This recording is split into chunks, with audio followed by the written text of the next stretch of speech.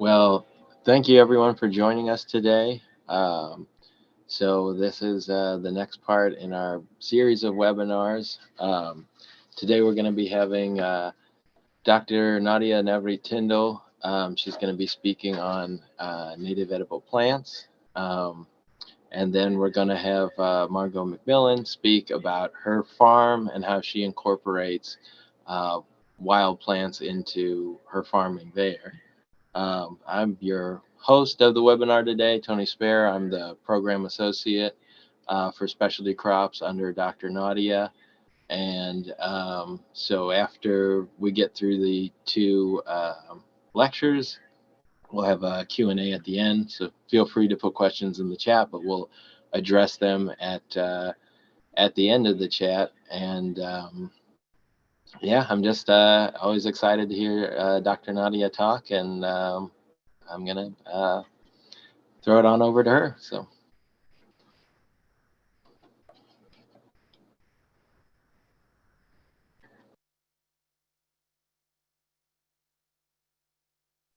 Nadia, you're muted.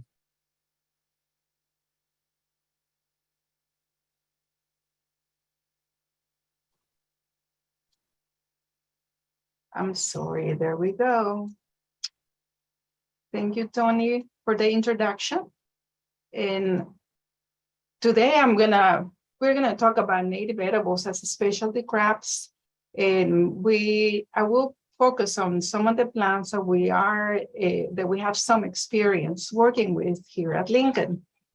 And the outline of the presentation is just general information about the specialty crops program, about some of the projects we have, and a short list of native edibles. It will be like a 45-minute presentation.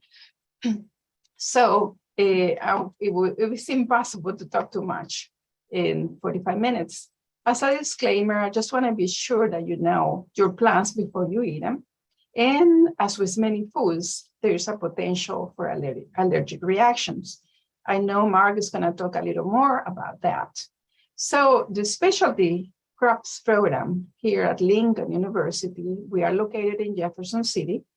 And what we do is mainly to promote native plants and other specialty crops in sustainable agricultural practice. And we use sustainable agricultural practices. We avoid the use of herbicides and other chemicals as much as possible. If we have to, we do, but it's very, very limited. We not only promote native plants for food, but I found this beautiful poster that was put together by the Forest Service and other partners, where it shows how much diversity is in our world. Just in Missouri, we have more than 2,000 species to choose from, and they can be used not only for food, but for fiber, dyes, bakery, ornamentals, and medicine. But that is something that we don't work with, but we are learning. So at Lincoln, we have a few projects. One of them is the Finca project. And it was initiated back in 2014 when we had the Native Plants program that had evolved to the specialty crops program now. And the idea is that a finca, the meaning of a finca is just a farm in Spanish. I'm originally from El Salvador, so I like to have at least a word that makes me feel at home. So finca is a small farm, can be very highly diversified. You could have in countries like in tropical countries, you have coffee or you have oranges as main crops, but then the rest of the farm is used. And that's what we are trying to do here in Missouri.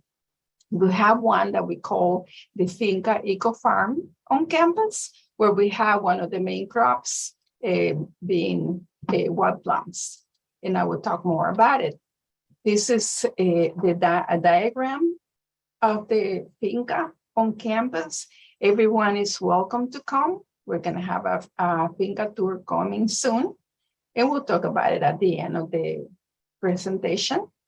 We do have also plots that are we're trying just to grow groups of plantings in a farming setting. And this is at the organic farm that is owned by Lincoln University. These were only established in 2020, so they are still small, and we will be expanding our diversity as we go. So why are native edibles so important? I mean, it might be common sense.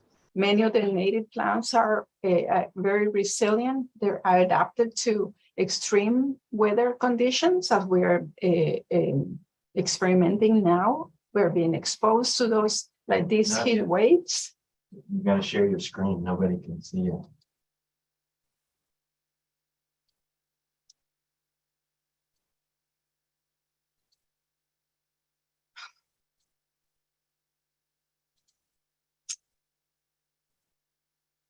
I'll message you. I was not showing the screen, so I apologize for that, but I will be happy to share it in separately so you can see the first slides that you didn't see. So I was talking about why it's important to use native edibles. So some of the native plants can be also food and shelter for pollinators. They can provide source of income if we know how to market them. And they can beautify our surroundings. And at the same time, we can grow plants that can produce fruit and use them for hedgerows, for example. So in general, native plants have all kinds of uses, and because they are so resilient, they don't need to be watered like any other, like annual crops, for example, and they don't need to be sprayed with chemicals, because the point is to enhance a pollinator habitat and diversity. So when we talk about native edibles, what is that we eat, or what in general with crops? You can, this is the same thing. We just have to think that every crop that we grow now was once wild. So we can have greens, we can have fruits or flowers, as well as tubers and seeds or nuts. I'd like to just briefly talk about who were here before we were in Missouri. There were all these indigenous nations, and they were like just the Osage is probably one of the most known, and the most information that is known about their original, what they were eating at the time when they were in Missouri. Their ancestral territory was very broad. So you can imagine how much diversity was. If you only have in Missouri more than 2,000 species, you can imagine that there were many more in the surrounding states. Some of the Osage foods that are even mentioned by the Osage Nation that were used at the time, but they're still being used by many, are things like wild onions, prickly pear cactus, lotus, wild strawberry, pawpaw, persimmons, and others. And I will talk a little bit about some of them. So some of the perennial greens that we are working with includes golden glow, cup plant, nettles, and wild leeks. With that in mind, because we need a lot of help to focus on learning more about these plants. We don't know even the nutritional value of many of these.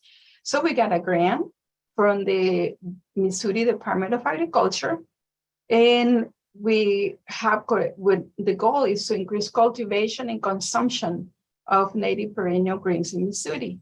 And many of them includes the 4 that I just mentioned, and I will cover some more.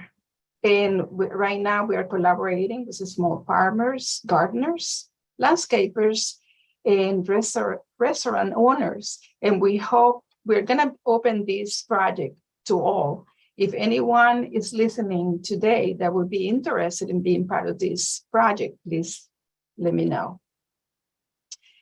The first one I'd like to mention is Soshan.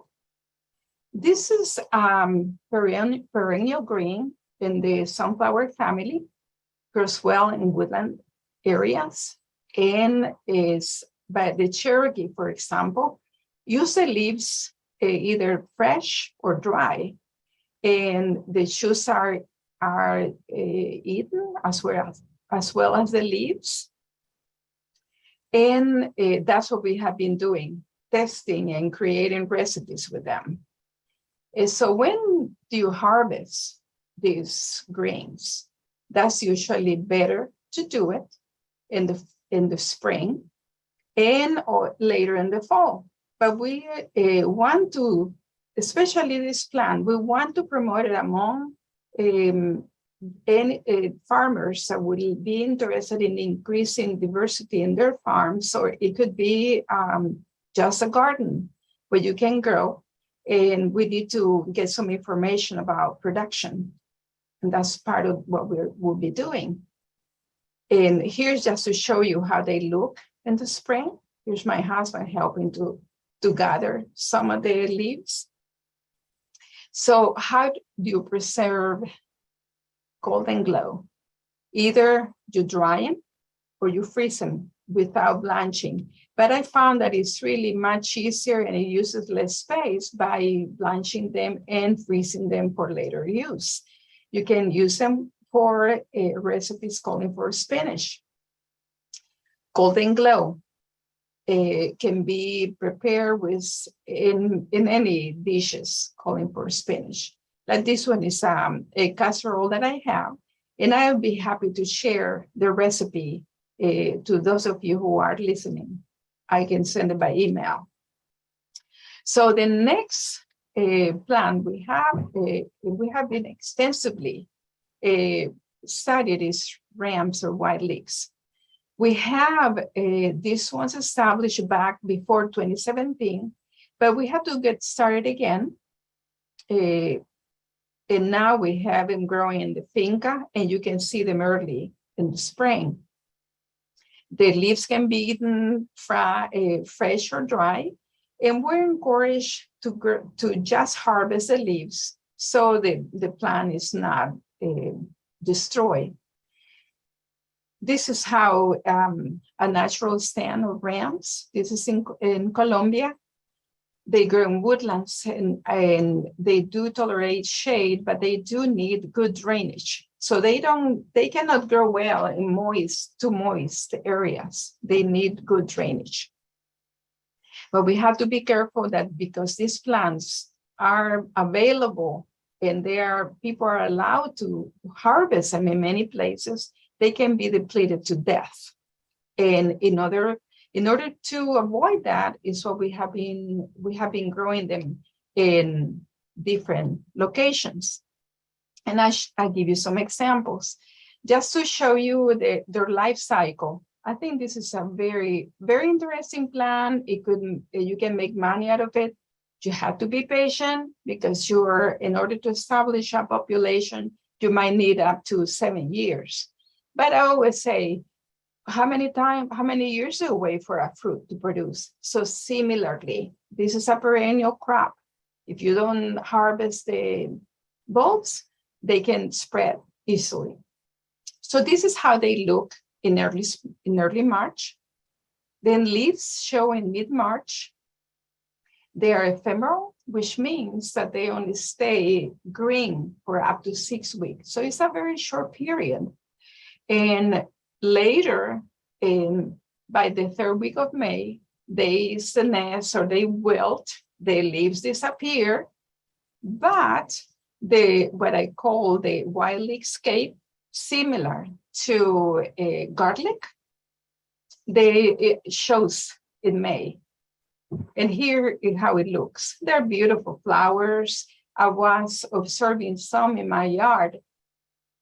Actually, the flowers on the right, where that picture was taken in my own yard in a raised bed. and little tiny sweat bees visit these flowers. So they were really well pollinated. And it shows you the pollinators are present, the seed is produced. So this is the immature seed in mid-August. And later in September is how the seed looks like. And I found it just gorgeous. It's just a beautiful, beautiful fruit that shows later in the year. It can form up to 3 seeds per fruit. And so how you propagate them? And they can be done from seed and plant division. I meant to say plant. And it requires a period, a warm, moist period, and to break root dormancy. And the germination can take from 6 to 18 months, depending if you do it right. We use loose soil to grow them. And this is what happened in early spring.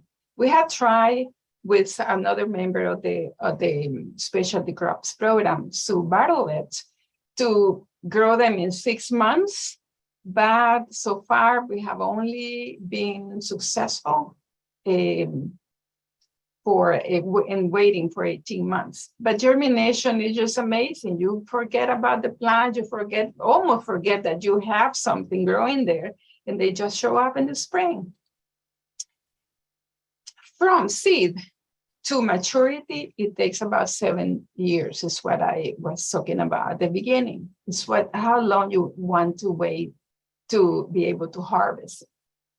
So another way to propagate it is by division.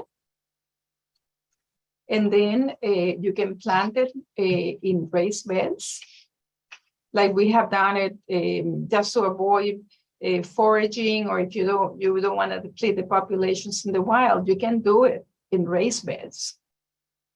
And I will share all these presentation for those of you who are interested, or we can talk about it later.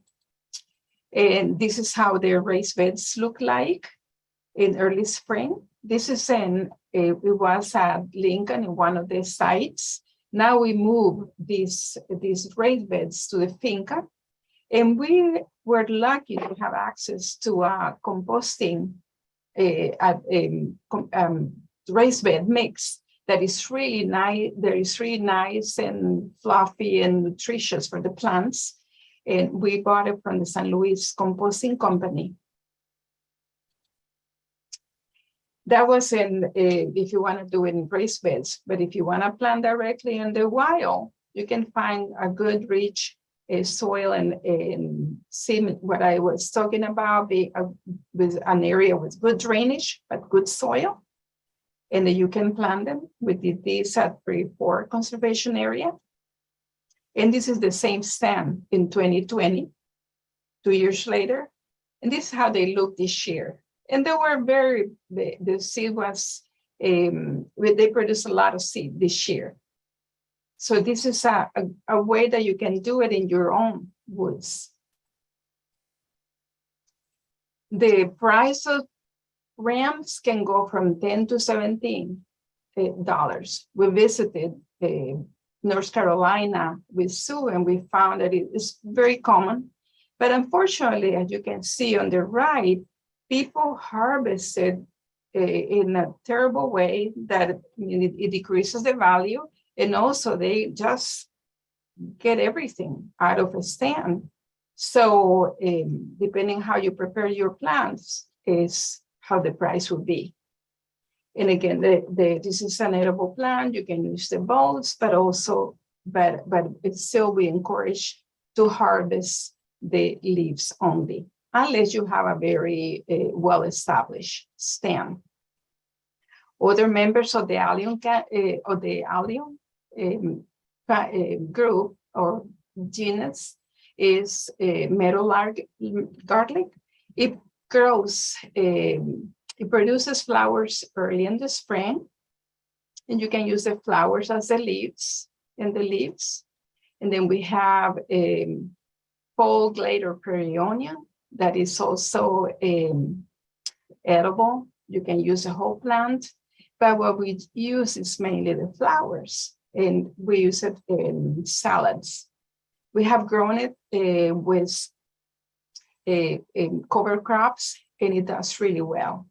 And as you can see in this picture, this is also a plant that is pollinated by sweet bees.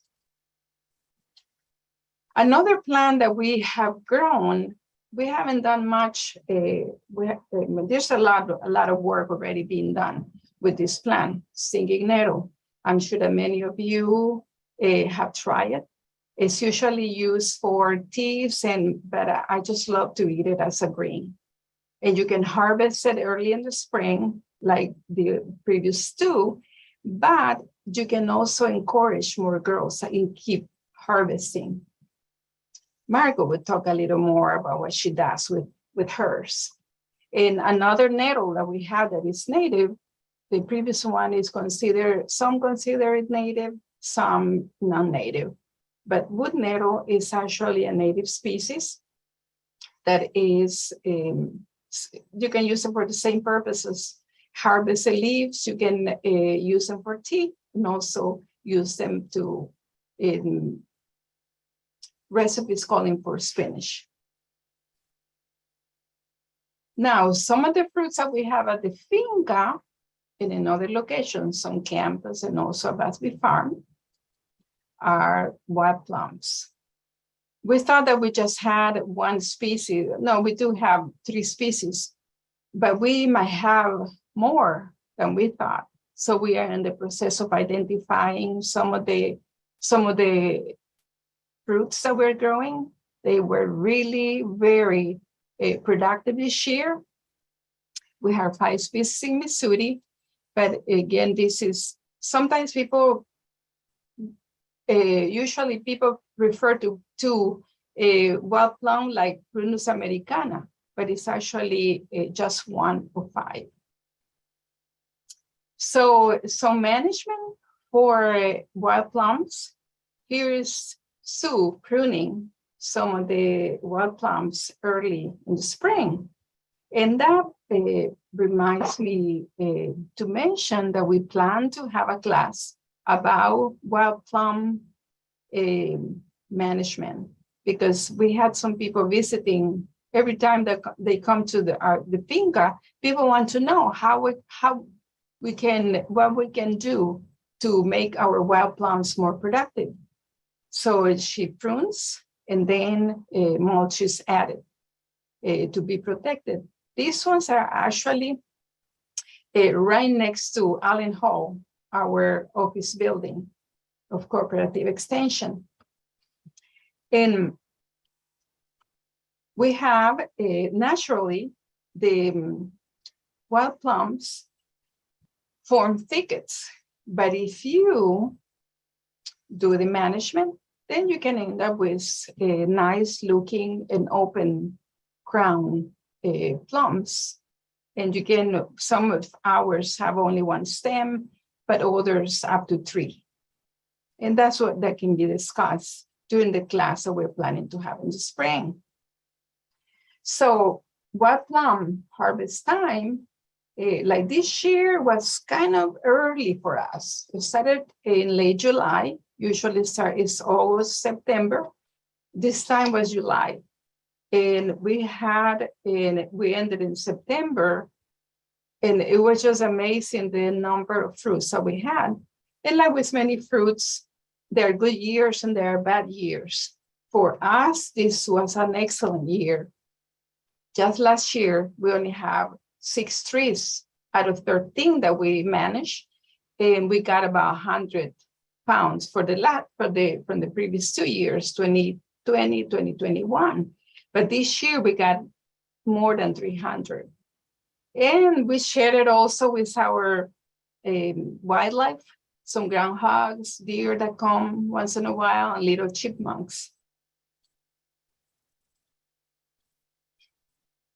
So another way to use wild plum is not just when they are mature, You have to harvest them before they fall in the ground, just to avoid insects in the fruits, and they ripen. When you put them, you leave them outside on a counter at room temperature. But you can, one thing that we're trying this year, because I was reading some of the ways that George Washington Carver, the ways that he prepared it. Not only he did jams and jellies, but also he pickled the green plums. We're working on it. No results yet. And this is part of our bounty. You see, they are all different. And on the right, there are some trees that were infected by a disease, but that usually happens at the beginning, during the first harvest, but still you can use the fruits to make jams. Another plant that we have on campus and at the finca is pawpaw. And everybody have heard about I hope that this is a tree that is being promoted because the fruits can be so big. There are different varieties that are recommended. We have them at Busby, and we do have some like about 10-year-old pawpaws that have been growing at the finca. And you can come and see them when you visit us. But beside the fruits are edible, there are the plant itself is a host plant for the zebra, swallowtail, butterfly. So I can imagine in a farm, besides growing it for the fruit, you can maybe do some eco farming or eco touring in your farm, and you can show how beautiful these butterflies are and that they depend on this tree. And here are some of the fruits. This is actually where I collected these fruits in my own yard. So you can do it in a small area. The finca is about 1 acre, and we have a few trees there. And these fruits were growing in Colombia in our backyard. And it was very productive. This year, they did fall early because they fall from the tree, so we know that we have them, because it's usually our critters find them before we do. We do have persimmon. We plant them on purpose. Here in Jeff City, we have a good naturally established trees. This is also important not only for the fruit production, like you can see these large fruits that we have. This is I can see maybe that somebody cannot make too much money with the fruit, but if you market or if you sell the pulp, you might be able to make more money, or maybe do value-added products instead. It is important for the regal and Luna moth. So the leaves are the plant is the persimmon is a host plant for these two moths. Persimmons have flowers in separate trees, like male and female. We just happen to have 2 trees in front of our building, and you can come anytime you visit us. The one on the right is the female, and the one on the left is male. But I found that there are 2 more females growing right next to it. So we have been very successful because many people are wondering what were they before, and now we find many people eating them. So I just see potential by if you grow them on purpose and you can plan to sell them in a farmer's market. I think you could make some money. Here are the fruits that we harvested a couple of years ago, and we can do it between September and October. we still have some fruits in the tree, and then we can sort it as we freeze the fruit or do pulp. Other edible plants that we also have established are like wind sumac, and you can use the fruits later in the summer or early fall. And this is just to show you the flowers are very attractive, and they're good for pollinators. They're pollinated mostly by carpenter bees and bumblebees. Here just to show you how beautiful they are in the fall. And I'm sure you have seen them. And right now they're just looking gorgeous in the fall. Smooth sumac is another one that can be used. And because I'm not talking to people right now, and I'm sure that you're thinking, some of you, that if these are poisonous, but I just want to mention that all the sumacs that produce red berries or red fruits are not poisonous. Poisonous sumac is the one that has green to white berries or fruits, and they are usually they grow in moist, like swampy areas. So you can use the fruits to make what we call a sumacade. And it's very attractive color, and it's just very, very refreshing. And you can also use it to make jelly. Another plant that we have at the finca and surroundings is spice bush. Spice bush is a member of the avocado family. So when I first saw these trees, they look to me like miniature avocado trees. At least the leaves look like. And so this is on the left. And I want to show you this little, what it looks like a little tent, is where a caterpillar of the spice bush swallowtail butterfly is hiding. So they use that as a protection. And this is our caterpillar. They can be very, it's something that's hard to find them. They actually mimic the color of the tree, as you can see, or the leaves. And on the right, we have them in the fall. It's the color that shows in the fall. So what we use spice bush for? We use the berries that are ready in the fall. Right now, if birds don't find them, you can gather some, and here's your fruit, fresh, and then you can dry it and use it either to replace the nutmeg, and it has a lemony taste, very strong. And I also grind it so I can keep it a little longer. You can keep as long as they're dry, you can keep them for a while. And they're used to as a spice. And this is just an example of some creative way to use a spice bush. It's just, there's the recipe. It's the same amounts of the spice bush, leaves, water, and sugar, and then you can get your cordial. Another plant that is not used too much anymore is sassafras. And this is related to spice bush. As you can see, the leaves look very similar. They look like little tiny avocados to me.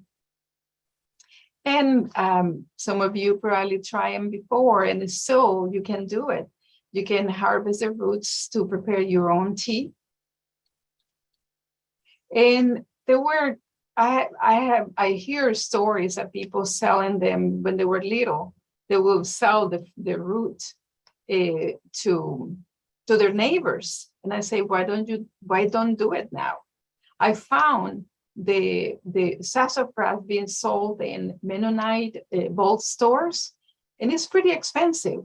And it works like it's pure sassafras fruit if you want to just try it, but you can harvest your own. So the next group of plants I want to talk about is some native tubers. We have arrowheads. They are wetland species, and they produce a tuberous root. There are 7 species in Missouri, but the one that we use at Lincoln, and this is how they look right now they're being grown in tubs, like cattle tubs, under the wild plums in the finca.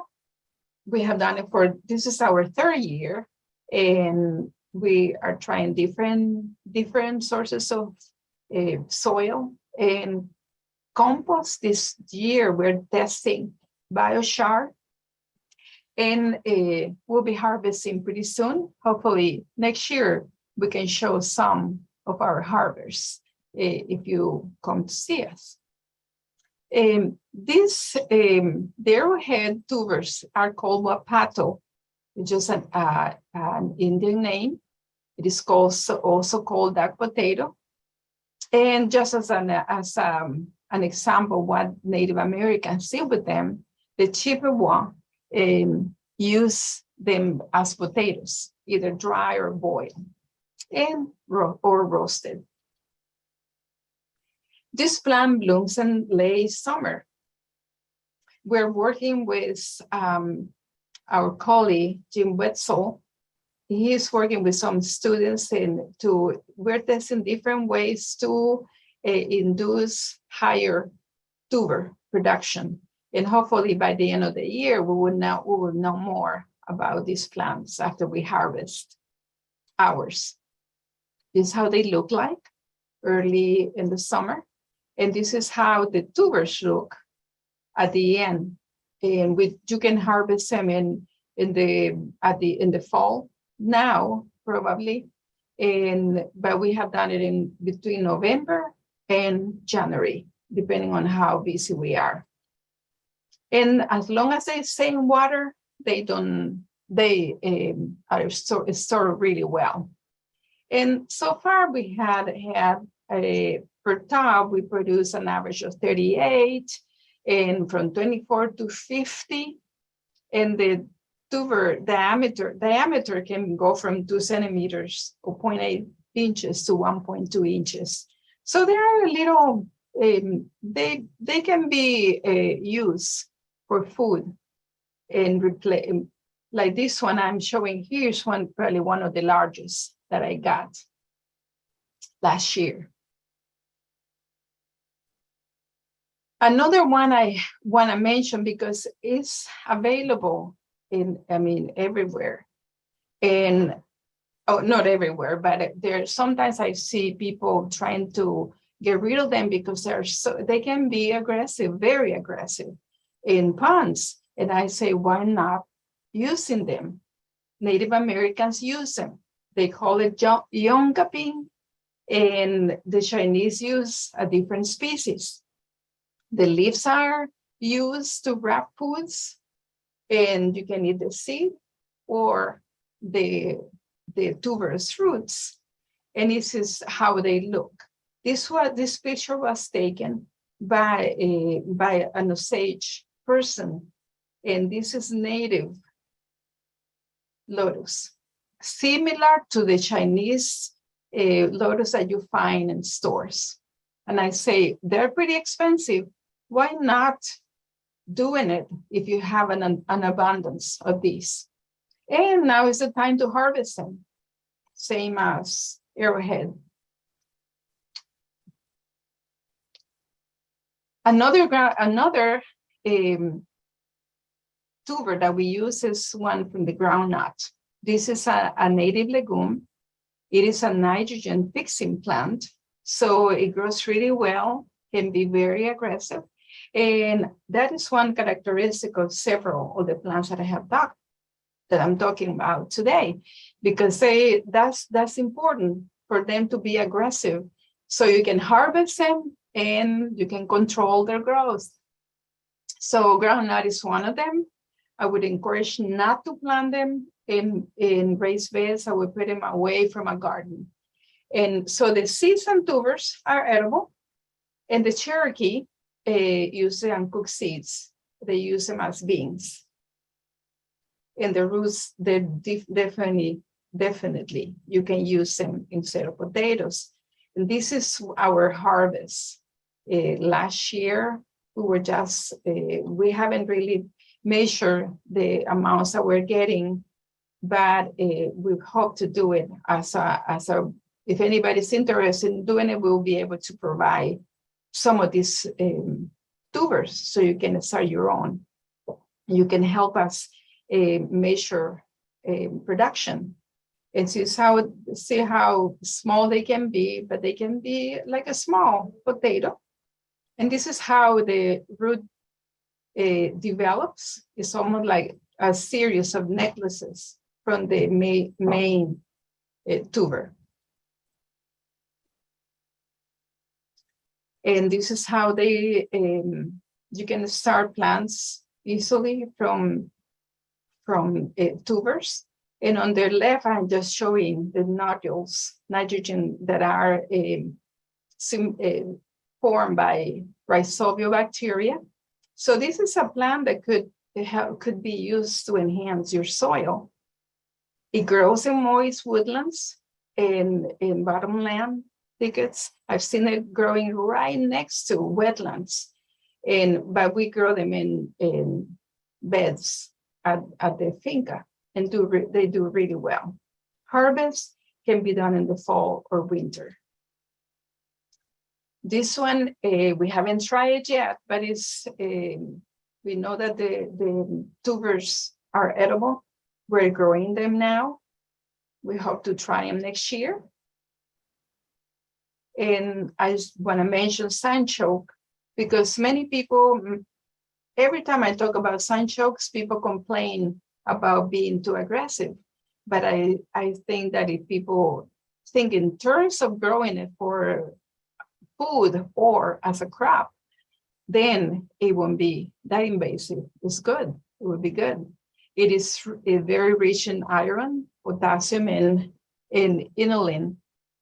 And it's recommended for people with diabetes.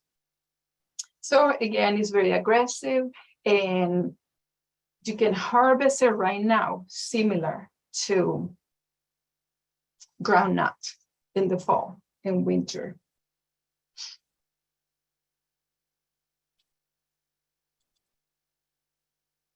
So I think I got I'm just keeping an eye on my time, and I'm supposed to talk for 45 minutes. I'll just finish with I'll just add one more plant, and I just want to show here what you can do with sunchoke. We roasted here. This is a recipe that we prepared a few years ago that was very tasty, and we also pickle it. We use Japanese style dressing. And I'm going to stop here just to leave you with some beautiful flowers. These are just a few that we're using for food, like spiderwort on the left top photo. We have violets and wild strawberry, and passion fruit flower is edible. It's used for teas, and also milkweed that was edible. The whole plant can be eaten at the right time. So I will leave you with that, and thank you for your attention. That we're gonna continue with Marco. Okay, thanks, Dr. Nadia. And I just wanted to let people know the Specialty Crops Program is located here on Lincoln campus. So if you guys ever want to come and visit, either reach out to Dr. Nadia or I'll put my email in the chat. We were always open to collaborating, which sort of brings us to our next speaker, Margot McMillan, who collaborates with us. We actually have a grant from the Department of Agriculture we're working together on. She's a farmer in Callaway County, and her farm is Terabella, and she's going to tell us all more about what she does there. Thank you.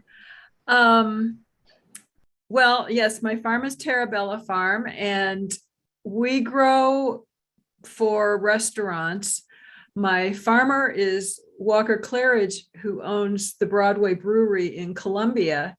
And so if you go to Broadway Brewery and you eat a salad, or you order something with tomatoes in it, or kale, he grows a lot of kale, you will be ordering from our farm. And the way that I got interested in natives is we were weeding one day, and I realized we had pulled out about a bushel basket of purslane out of this one bed, and I didn't know what it was, but I thought it was a really pretty plant, and it looked appetizing to me. And so when I got back to the farmhouse, I got on Google and tried to look for it and found it finally, and found out that this was a plant that has more omega-3s than any other land plant. You can get more omega-3s from some seaweeds, but as far as what grows in Missouri, it's the highest in omega-3s. And that's something that, of course, if people have gone into veganism or vegetarianism, that's something you need. So I started talking to Walker and trying to encourage him to start using it. He wouldn't, but he's coming around. This has been several years ago. And I guess the reason I mention that is that it's hard to get our chefs off the European crops that they're used to using, pears and potatoes and peaches and that kind of thing. But I just want to read a paragraph or so from this book, which is, I think it's University of Nebraska reprint of a dissertation that was written in 1914. And this fellow, Melvin Gilmore, had actually interviewed quite a few Native Americans because, they were still around and they remembered what their grandparents did. So I just have a little bit to read here. During the period which has elapsed since the European occupancy of the continent of North America, there has never been a thoroughgoing, comprehensive survey of the flora with respect to the knowledge of it and its uses possessed by the Aboriginal population. Until recent years, little study had been made of the ethnobotany of any of the tribes or any of the region. We shall make the best and most economical use of all our land when our population shall have become adjusted in habit to the natural conditions. The country cannot be wholly made over and adjusted to a people of foreign habits and tastes. There are large tracts of land in America whose bounty is wasted because the plants which can be grown on them are not acceptable to our people. This is not because these plants are not in themselves useful and desirable, but because their valuable qualities are unknown. So long as the people of this country do not demand articles of food other than those to which our European ancestors were accustomed, those articles will be subject to demand in excess of production with consequent enhancement of cost. So, basically this is 1914. He didn't realize that we would eventually, or soon, I guess, after this, have machines that could just level the land and make it so that even on fairly good hills, fairly big hills, we could grow crops like corn and soybeans and all the other things that we grow now. That's not a failure of his ability to see into the future. It's just, I guess, admission of huge success of our industrial agriculture system. So I'm just going to quickly go through a few slides here. So here we go. And I just wanted to talk a little bit about our farm. And I will say that many of the plants that we grow and use, that I grow and use, Walker hasn't quite come around to it. Many of them are not natives, but they are wild. And this also gives me a chance to talk about micro ecosystems. I have not grown plants like Nadia is doing, and I'm really excited that we're going to start working on that on the farm. More of what I've done is foraging. So I've been using wild plants, okay, we could call them weeds, using them for, let's call them average recipes. So anyway, like I said, many of them are not natives. I just wanted to mention that Missouri has quite a few ecosystems. And here's just this is like a child's picture. And I'm sure that many folks who are watching this know that each solid color here is divided into many ecosystems. This is where our farm is. We're kind of on the edge of what they call the dissected till plain and the Ozark Highlands. So we can take advantage we have plants from both ecosystems. We have some pasture that does a pretty good job of growing prairie plants. And then we have some heavy woods, and that's where I find the more interesting plants that I've been able to use. This is just a list. Nadia did some deep dives into some of these species, and well, I'll just call them ingredients because we're talking about eating them. Greens, including dandelions and poke and lamb's quarters and so forth. The blooms, we use a lot of yarrow, chamomile, redbud. The berries, she talked about the different kinds of berries, pawpaws and persimmons, of course, the fruits, and then the nuts. We are just beginning to work on acorns on our farm and try to figure out how to make it easier. So far, they've been really hard to process, but they are so delicious that, that they're worth it. But anyway, we'll keep working. Mushrooms, of course. And then we have these kind of oddities like purslane, which is my personal favorite and grows very abundantly on Terabella Farm. The cactus and the ramps and the spice bush. One thing I'll just say about the micro ecosystems is that purslane, for example, is a good example of something that grows very abundantly at Terabella Farm. We don't live at Terabella. We live on another farm about 7 miles away. 7 miles is not a lot of miles, but our ecosystems on the two farms are very different. And it actually shocks me that I can find extremely different variety of things at Terabella than I can on our home farm. Purslane being one, I have never seen it on our home farm. I see it at Terabella, like I said, by the bushel basket.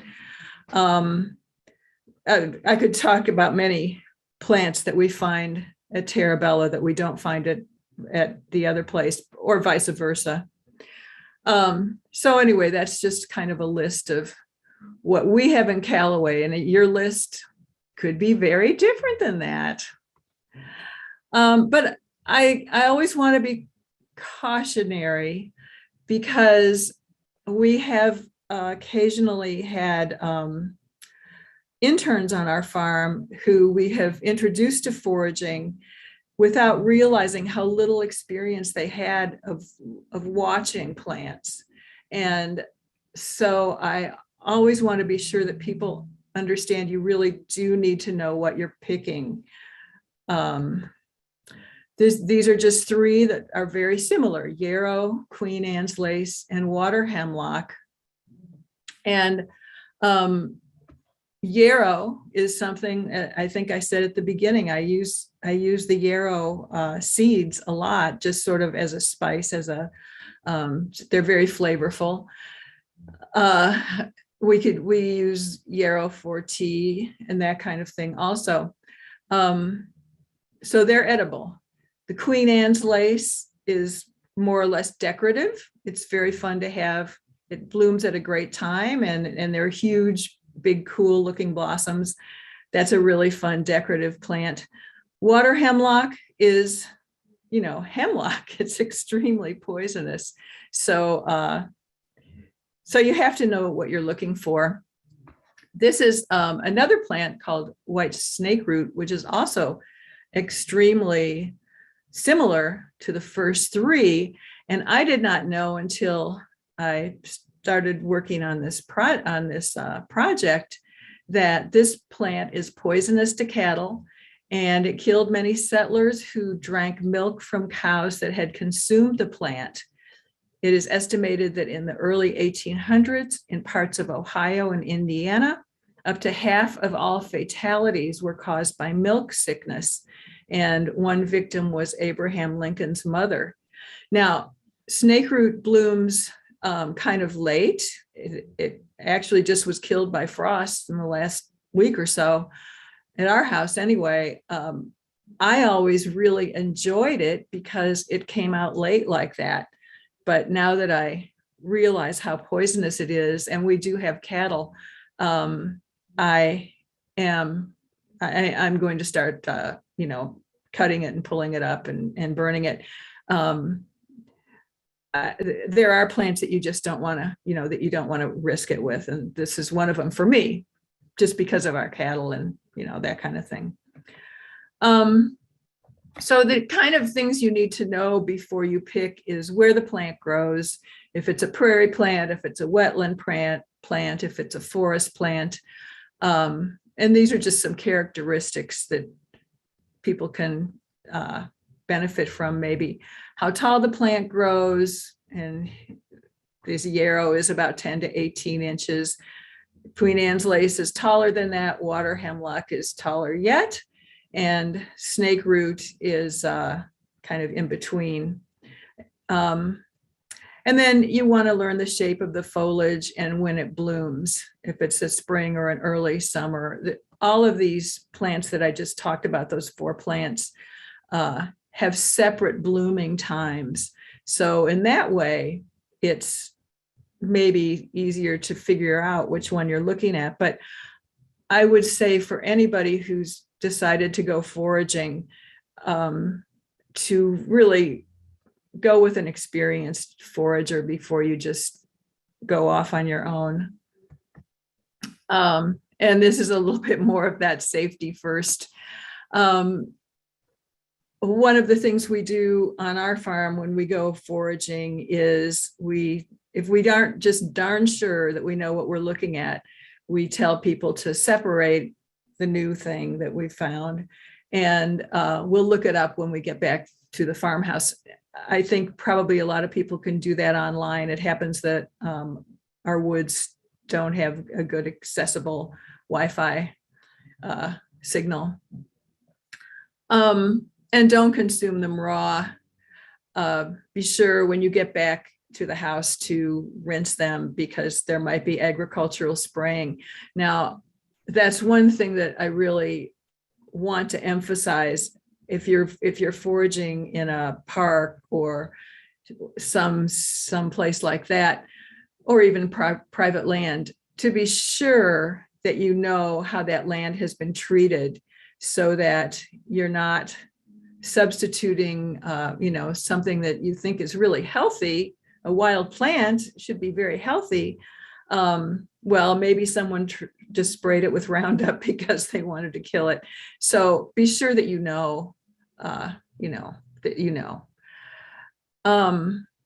it's always better, in my opinion, to go with someone who knows what they're doing. And if there are health problems, if you do realize suddenly that you're allergic to something, contact a doctor and find out. The other things are pretty much just safety standards when you go out into the woods at all. Just be sure somebody knows where you're going, wear long sleeve pants, and discourage ticks and discourage poison ivy. I'll just share my personal poison ivy fix, because I used to be extremely allergic to poison ivy. I was one of the people that got it head to toe if I just got into a little bit of it. And then somebody told me to start eating local honey in March, like the middle of March, when the poison ivy is first coming out. And then I just finished in middle of October. I don't use it all winter long. And I will say you get pretty happy that you're using it when you are using it, because it's delicious. But also that has completely cured me of my poison ivy allergy. I might get a tiny little piece of it on a hand or something, because I actually pull it by my bare hands sometimes. If I just see it, I pull it. Anyway, but it goes away. It doesn't go head to toe anymore. Just a few more safety tips. Be sure you know where you are. Be sure you have permission.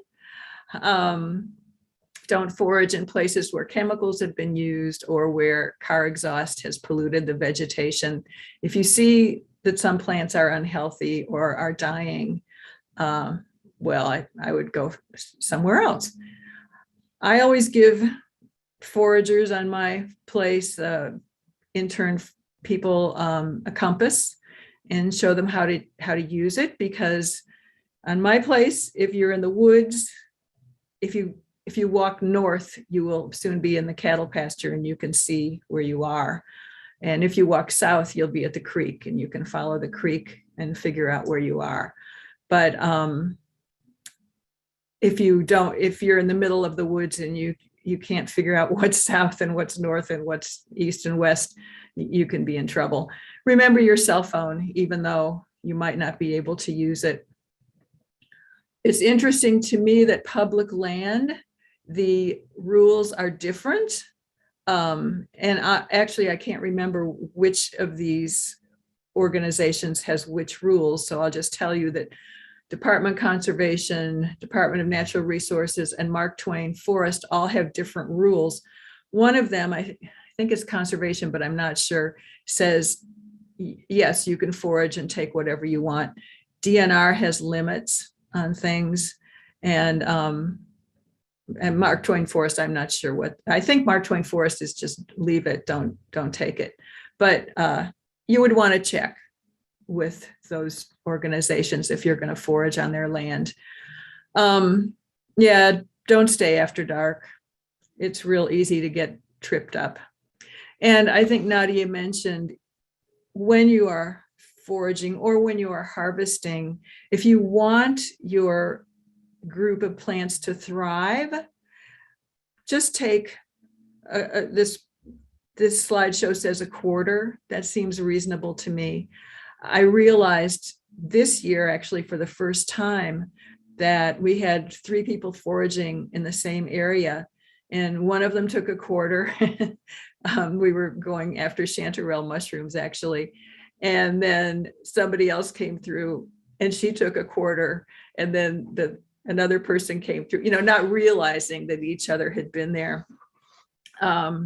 So luckily chanterelles are very abundant, but you get the picture.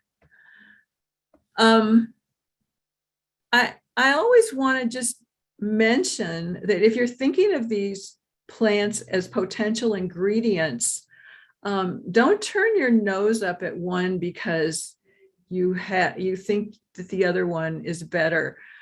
In the spring in Callaway County, we have a big morel festival in Fulton, and people just go for their morels, and there's a morel auction, and sometimes the prices get to be like $25 a pound for morels.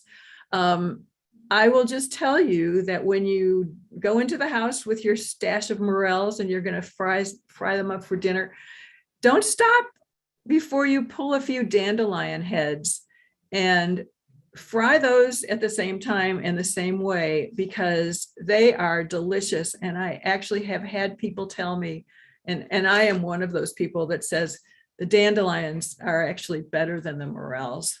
So I guess what you could do is eat the dandelions and sell the morels would be, take them to the auction. These are just a few things that we have that are pretty easy to find, pretty abundant in our ecosystem. The wild garlic mustard, Nadia reminded me when we talked about this the first time, is very invasive. If you have it, you're going to have it. So I say use it. But I wouldn't look for seeds to bring it to your place, because your neighbor might have it. It might be invasive for them. It's everywhere at our place. You might wonder about things like violets.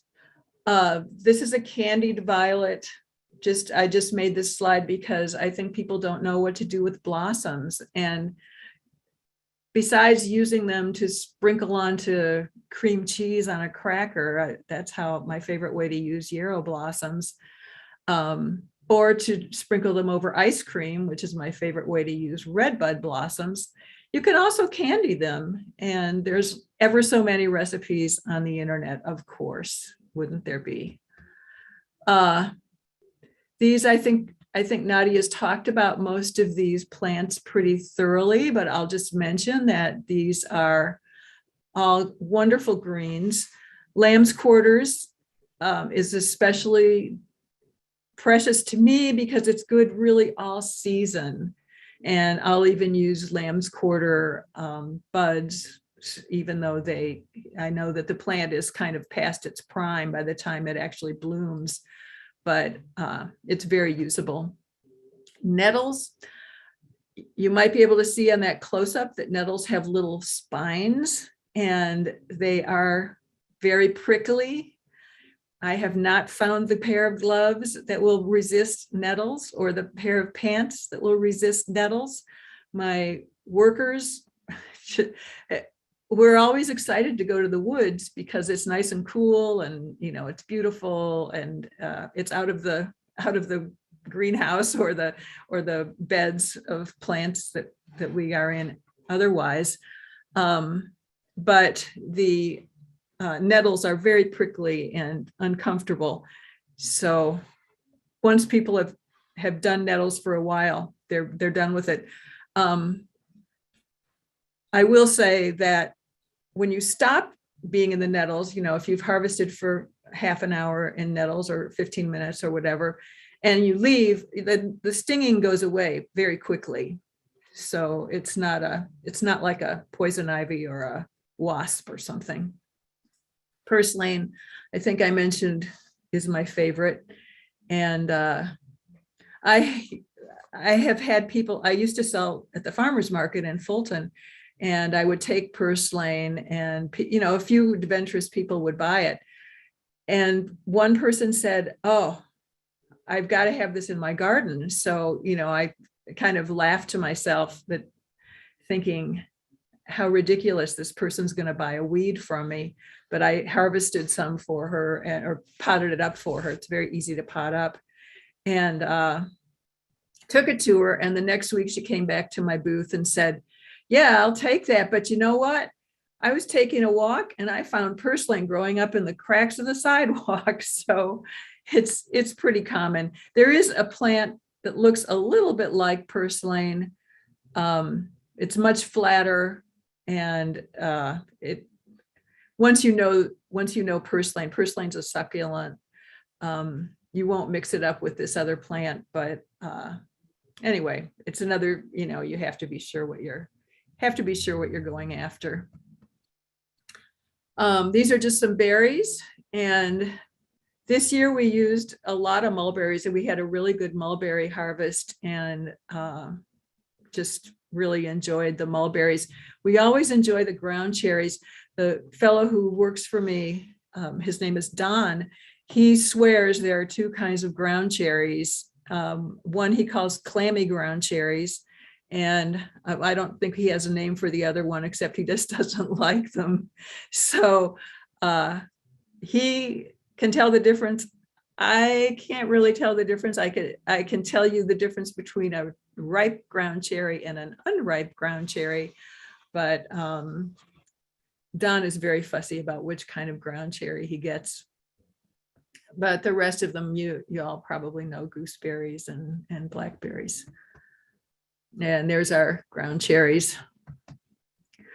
Of the fruits, we had a lot of trouble getting pollination in our pawpaws 2 years ago. And well, we'll talk a little bit more about pollination in a minute, but pollination's all important. And I think the persimmons and hickory nuts and bur oaks, you probably all are familiar with. I'll just say for a second on oaks, we have red oaks and white oaks, and I think we have a couple of bur oaks in our woods, but we haven't actually found a good way to harvest the bur oaks, because being in the woods, they just fall into the leaf, the leaf litter, and anyway, we just haven't really figured that one out. I do have friends who have bur oaks that are in town, and they are harvesting for me. But what I was going to start to say is that the red oaks are the ones that have the most tannin. They're the hardest to take care of, to make edible. The white oaks are a little bit easier, and I have my fingers crossed on the bur oaks. The ones that I've used so far have been a lot sweeter than the red or the white. Pollinators, which is a huge conundrum. Yeah, we have to have pollinators, and our industrial farmers, when they spray the things that they spray, they don't realize that besides the targets that they're trying to get rid of, they're also killing a lot of what would you say, accidental things that they don't mean to kill, but guess what? They're hit just as hard by the poisons as the target pests. So pollinators have become a bit of a problem. This is a pollinator house that I bought. I think it was at Orscheln's, and you can tell a little bit. Nadia had a little arrow that there's an arrow. You can tell in some of these dowel rods, I think those are bamboo rods, that something has built a little nest in there. And what these creatures do, these various pollinators do, is go into an open space, an open dark, they like dark looking holes, and put their eggs in there, and then come out and filled it up with mud. So you can see, a few places where this has been done. This was right after we put it out. Actually, we hadn't had it out very long. So this wasn't a hugely expensive outgo, but it was, I don't know, $12 or something, maybe more than that. And I haven't looked this year, but I knew that we wanted a lot of them. We wanted a lot of pollinator houses. So we tried to find something that was more thrifty. So this is what we ended up with. It's a little bit hard to see, but what Don did is he found two very old 2x6s, or maybe 2x8s. And this back one here is just solid. And then this one up here, he drilled holes through it. And he used different different drill bits from about a 1/2 inch to well, 3/4, so 3/8, you know, like that. And he just drilled these holes. Here's a good open hole right here. Which, as I said, the animals, the critters are attracted to a dark looking hole. And so he drilled these dark looking holes. And then sure enough, we hung a whole bunch of them out, and sure enough, they started to fill up just like they did at the ones at Orscheln's. And this year in our pawpaws, we actually had a crop. We hadn't really had a crop for a couple of years. And I can't say 100% it's because of the pollinators, because all of us know that weather is a big issue. We never know what the weather's going to be like. But we did have a crop after we put out these fairly crude looking pollinator houses. But we're going to be doing a lot more of these in the future. This is just like where to learn more. And well, I did this before the foray in New Bloomfield, but of course that's passed. September 24th is passed. But just so that people know, the Missouri Mycological Society, which is a mushroom foraging group, and it's great to go with them. They answer questions about mushrooms and provide identifications. And they have a really good system of guiding forays in wooded lands. Native Plants and More, I hope everybody has discovered Nadia's Facebook page, and she, all of the things that Nadia does are exceptionally good. If you haven't been to the finca yet, you need to make a trip over there. Grow Native is a native plant group, and you probably know about that. Missouri Native Plant Society, Missouri Wildflower Nursery. I think he's been in business 25 years maybe, and really knows what he's doing. And my impression, I haven't been there in a long time, but my impression is that his place is more about ornamentals than edibles. But I could be wrong, and he certainly could have changed. The Department of Conservation has a little page on all of the plants that you can find in Missouri. The pictures are great, and they have good descriptions of the plants. Again, though, I wouldn't rely on that 100% before I took something home and fed it to my family. But it's a great beginning.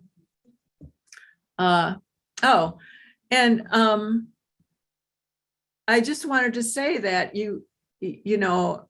I call these various things ingredients because I'll use them in recipes that might be typical recipes, but I'll use something else. Well, I'll just, for pickling, I use spice bush now. And this is a jar of yarrow stems and roots and blossoms that are being used for bitters. And I've just started using this for bitters. Walker, as I said, has a brewery in Columbia, and he's a bartender. So he likes to experiment with different kinds of bitters. And I was just trying to get him interested in using natives because he has been very resistant about them. But when I realized that I could make bitters out of yarrow, I started that up, and sure enough, he perked up a little bit on the idea, and he actually is using the greens now in some of his salads at the restaurant. So there is hope. It's going to work out for us eventually. So anyway, that's about it. And I guess it's time for question and answers. And I don't exactly know how to get out. Oh, here, stop share. Okay, got it. Thank you, Margot. So if people want to ask questions in the chat, feel free to. Since we are kind of getting a little close to the time, I'd just like to plug on the topic of native edibles. We'll be having a finca tour and native edible tasting on October 27th at the finca here in Lincoln University from 4 to 6:30 that evening. So it's off of Chestnut Street. If you go down the hill, we're behind the Blue Sarf building, but again, you can get a hold of Nadia or myself for more information on that. And also at the same location, we'll be doing a holiday craft making event out of natives and cedar boughs and grapevine on the December 1st. So, but can I ask something, Tony?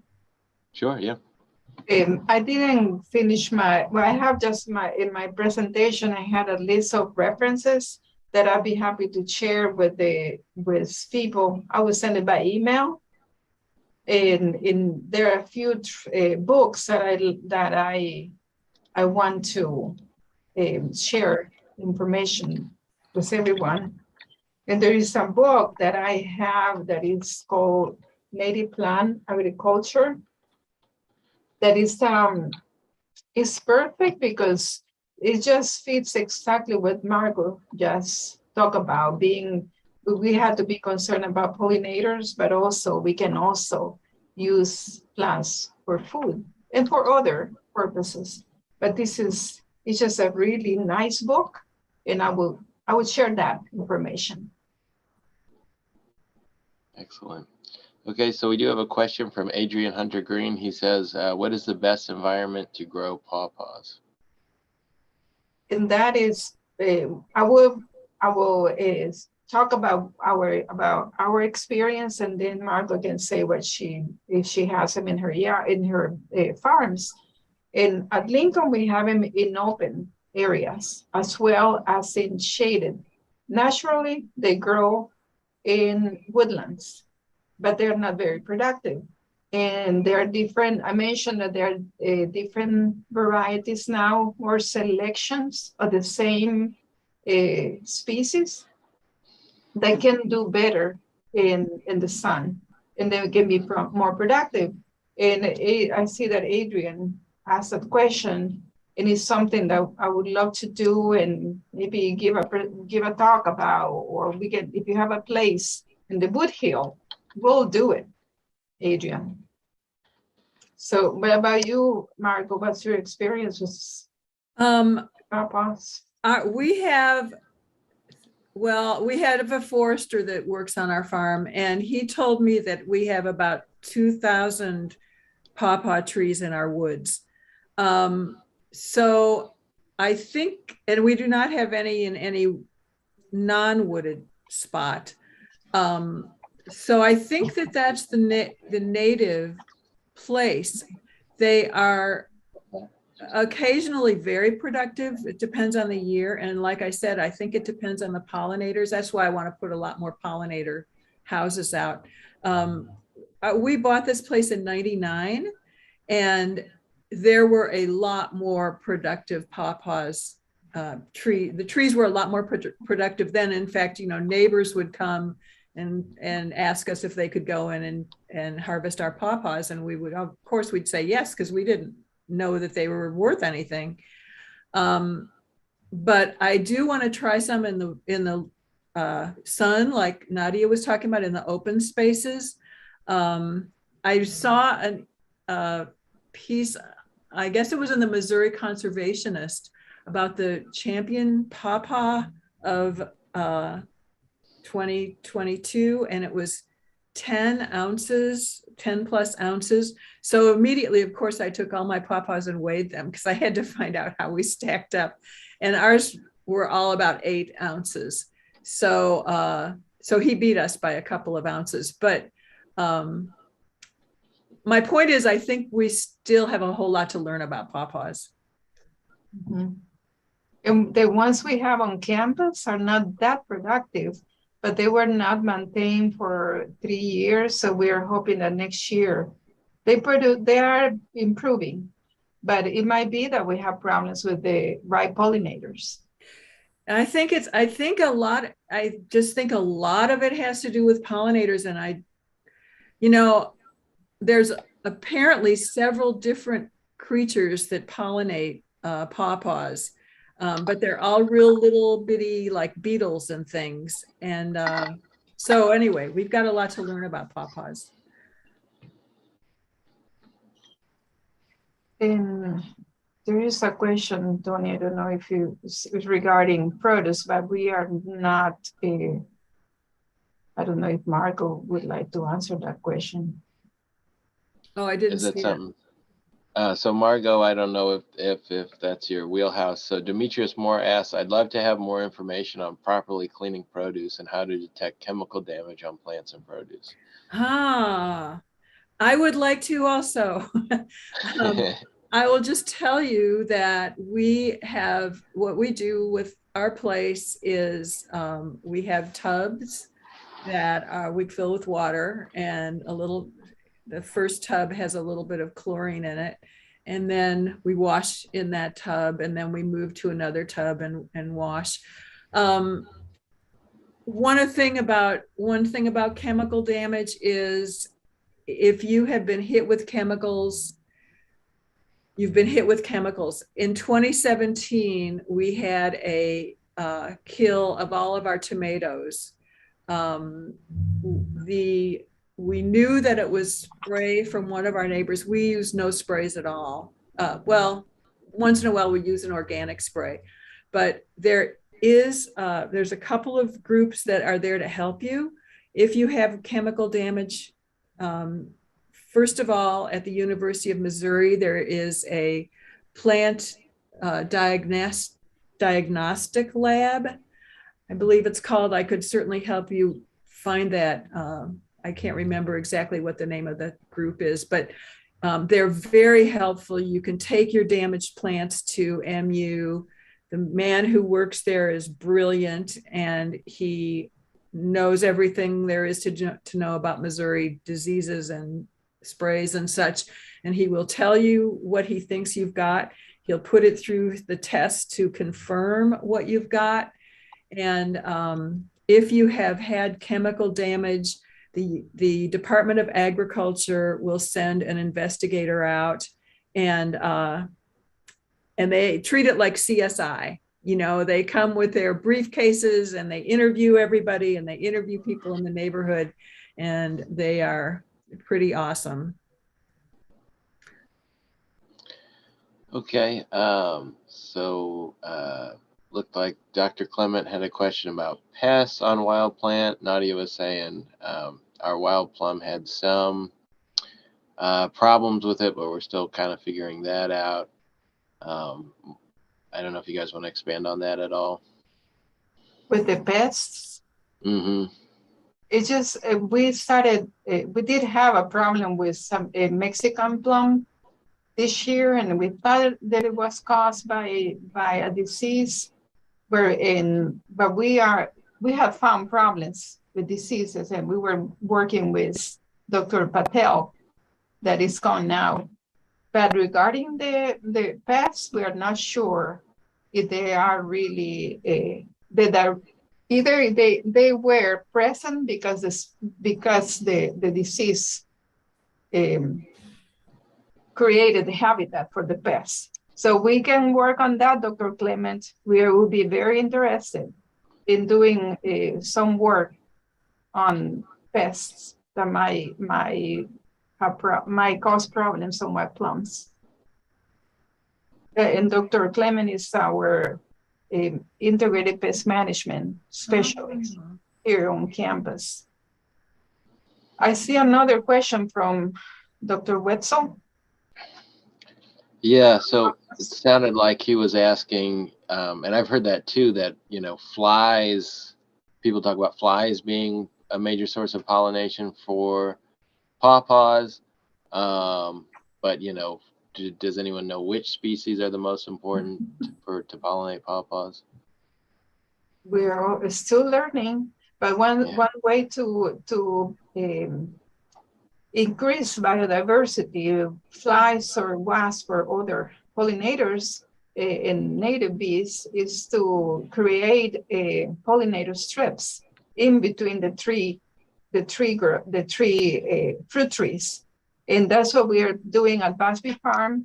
I show a diagram where we're growing different native fruits, and we're planning to establish native wildflowers that we either call prairie strips or pollinator strips, with the idea of attracting more pollinators. So maybe that would help, and that may be something that we can test at your place, Margot. And That's great. So if anybody who's interested to try something, that's what we can work with our researchers, and we can help out just by providing at least information about the plants to grow, or we even provide some plants. I don't know if I answered your question. I'm sorry. Oh, no, that's fine. I mean, it's after 2:30. Do we want to keep going or call it good for the time? I'm fine if Margot is fine. I know that people probably would have to get going, but maybe another couple questions. I know that there is one message. The message, do you want to read that one, Tony, from Dr. Clements? Oh, he just wants us to bring some samples to him because he says he's noticed there's been a lot of berries that have the spotted winged Drosophila.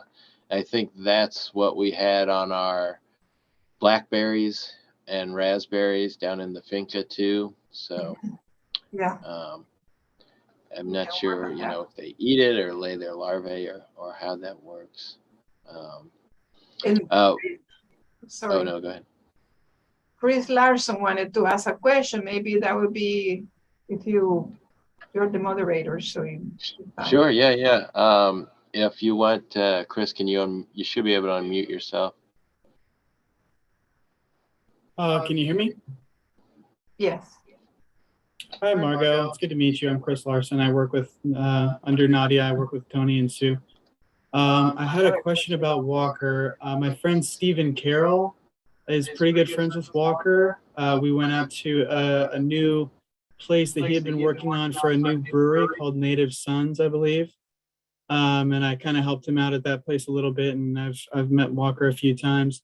I was wondering if you have talked to Walker at all, because I had mentioned at the time I was working at the Wildflower Nursery in Brazito, and so I was asking him if native plants were something he was interested in using for that brewery, and I think he was talking a little bit about it, but I don't know if you had heard any more information about that.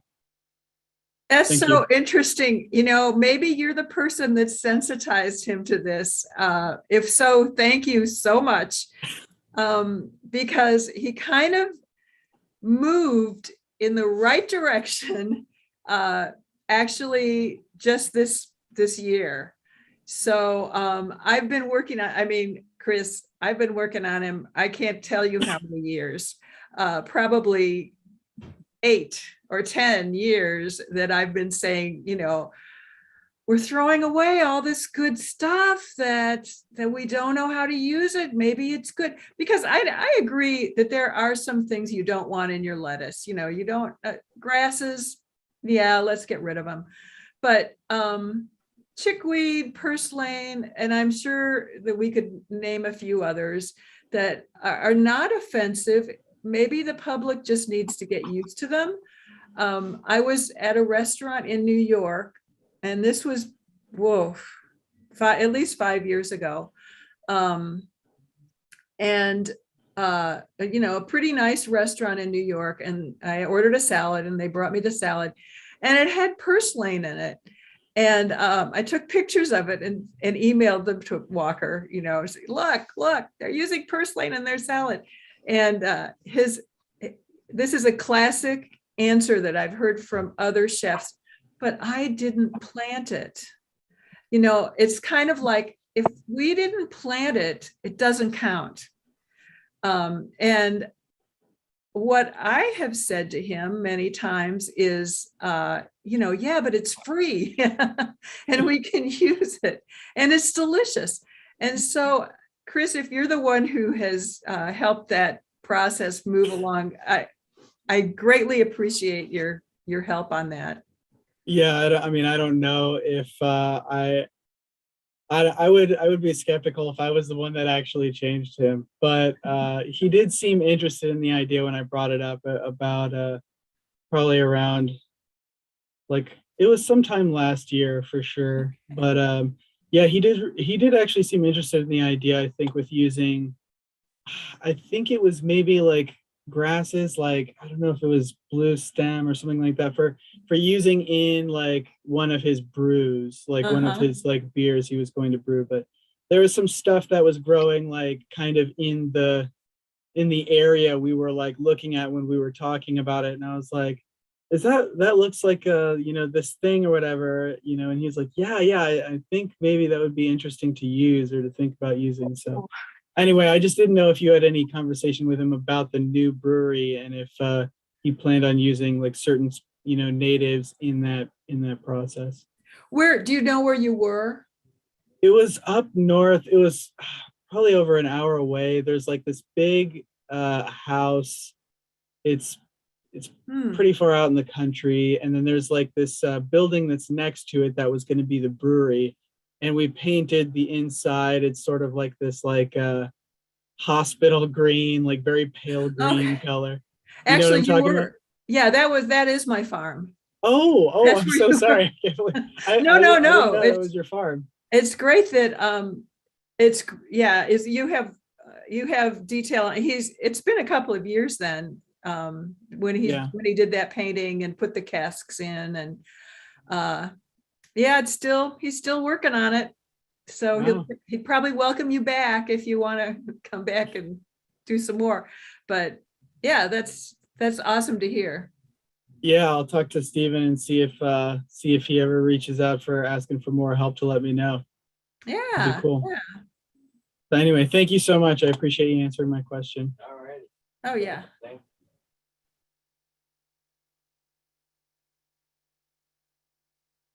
Tony, you're muted. You're muted. Sorry. I was just, thank you, Chris, for the question. And Miranda reminded us that there is one more session on November 2nd in regards to aquaculture, fish, and fish feeding by Dr. Wetzel. And that'll be 1 to 2:30, so kind of similar format. And thank you everyone for coming. And hopefully we'll see you again soon. Always feel free to come by Lincoln, come by the Finca. So. Thank you, everybody. Thanks, Nadia. Yeah, it was fun. Yeah, thank you, Margot. Antonia, everybody. Thank you. Learned a lot. Really appreciate your time. Thank you, Miranda. Your time too. Okay.